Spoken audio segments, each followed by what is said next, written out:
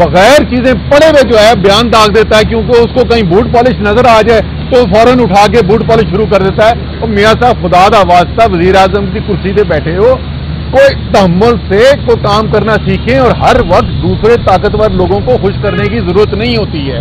आपको कौम के वकार का भी ख्याल रखना चाहिए। दूसरी चीज भारत की मैं बात करना चाहता हूं, एक नरेंद्र मोदी जो है उसने एक अपने मुल्क के अंदर एक माहौल बनाया कि भारत जो है वो दुनिया की बड़ी सुपर पावर बन गया है और हम सबको तहस नहस कर देंगे और तबाह कर देंगे। बेचारे जो भारत में रहने वाले मुसलमान हैं उनको इतनी सख्त मुश्किलों का सामना करना पड़ा कि जिसकी इंतहा कोई नहीं।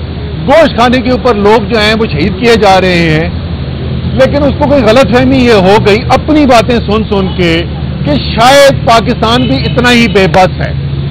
तो 2019 में पहली दफा उन्होंने कोशिश की, नरेंद्र मोदी आपको जलील करके अभिनंदन को चाय पिला के नला धुला के हमने वापस कर दिया आपके बच्चे को। उसके बाद फिर आपने इस साल कोशिश की, फिर इस दफा पाकिस्तान की अफवाज ने आपको ठीक ठाक चंगा ठोका है और आपको अपनी औकात दिखाई है।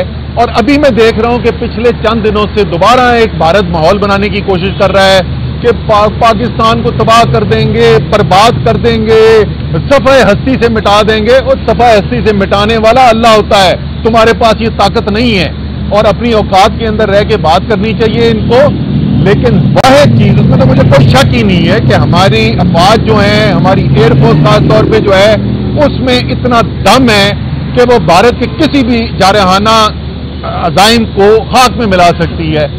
लेकिन फिर मैं वही बात करूंगा जो हमेशा करता हूं कि अपने घर को ठीक करें, अपने मुल्क के अंदर इत्तेहाद पैदा करें। और जब तक पाकिस्तान की सबसे बड़ी सियासी पार्टी को आपने दीवार से लगाया हुआ है, पाकिस्तान का सबसे मकबूल सियासतदान जो है वो अडियाला जेल में पड़ा हुआ है, उस वक्त तक पाकिस्तान के अंदर सियासी बहरान खत्म नहीं हो सकता और हकीकी माने में जिस तरीके का इत्तेहाद होना चाहिए वो नहीं आ सकता। तो इसी उम्मीद पर, इसी मुतालबे में मैं खत्म करूंगा कि जी अपने मुल्क के अंदर के हालात, सियासी बहरान को खत्म करने के लिए पहल करें। हुकूमत की जिम्मेदारी होती है, वजीर आजम की जिम्मेदारी है, हुकूमत की जिम्मेदारी है, ये तहरीक इंसाफ की जिम्मेदारी नहीं है। पहल हुकूमत ने करनी है और अगर पहल करते हैं वाकई में हकीकी तौर के ऊपर एक जमहूरी रास्ते पे, मुकम्मल तौर पे, हकीकी तौर पे जमहूरी रास्ते पे वापस आने की करते हैं, तो फिर हम तहरीक इंसाफ पे भी इतना ही दबाव डालेंगे कि उनको भी इस बात का खैर मकदम करना चाहिए और मस्बत जवाब देना चाहिए।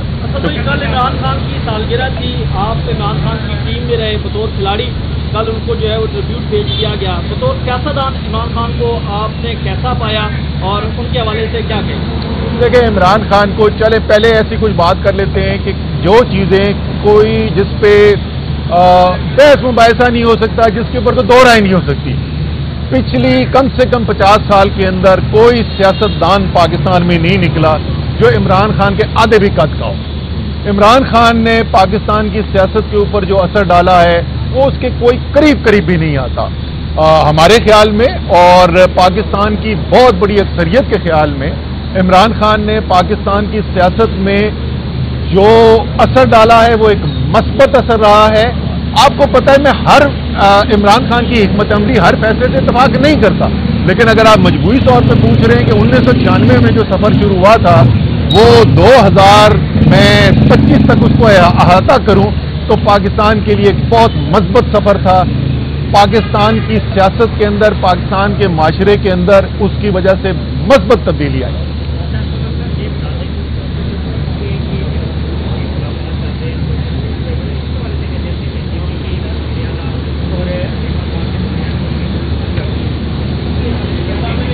देखिए जी, ये एक तो बार बार यही मुझसे सवाल पूछा जाता है, तो यार ये सूरत हाल जो है ना ये हो नहीं गई है, ये सूरत हाल पैदा की गई है।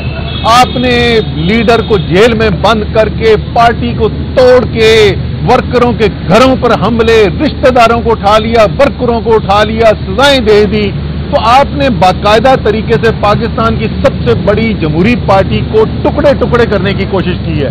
اس کے نتیجے میں آپس میں اندر اختلافات نظر آتے ہیں. تو اس میں کیا تعجب کی بات ہے؟ یہ اس میں کوئی تعجب کی بات نہیں ہے کہ ایسے حالات پیدا ہو گئے. لیکن سیاسی حقیقت پاکستان کی جو ہے وہ بڑی سادہ ہے میرے بھائی. عمران خان ہے اور پاکستان کے عوام اس کے ساتھ ہیں. پارٹی میں کون کس کے ساتھ لڑ رہا ہے اسے کا فرق نہیں پڑتا. کیا چیز؟ 11 بلین ڈالر. یہ 11 بلین ڈالر جی دیکھیں یہ بڑا ضروری ہے کیونکہ بدقسمتی سے پاکستان کے اس وقت جو ڈپٹی پرائم منسٹر ہیں اور جو وزیر خزانہ رہ چکے ہیں ایک سے زیادہ دفعہ پاکستان کے جناب اسحاق ڈار صاحب، آپ کو پتا ہے IMF پہلے بھی ان کی یہی ڈیٹا کو چھپانے کی ہیرا پھیری کرنے کی جو حرکتیں ہیں ان کو پکڑ چکا ہے. تو پہلی شکوک و شبہات ہیں. تو IMF نے اب جو سوال یہ پیدا اٹھایا ہے کہ یہ 11 بلین ڈالر کا ڈیٹا کے اندر کے جو فرق نظر آ رہا ہے اس کی تحقیقات کی جائیں تو بالکل فوری طور پہ اس کی تحقیقات ہونی چاہیے اور پتہ چلنا چاہیے کہ یہ 11 بلین ڈالر کا سوال کوئی چھوٹا سوال نہیں ہے.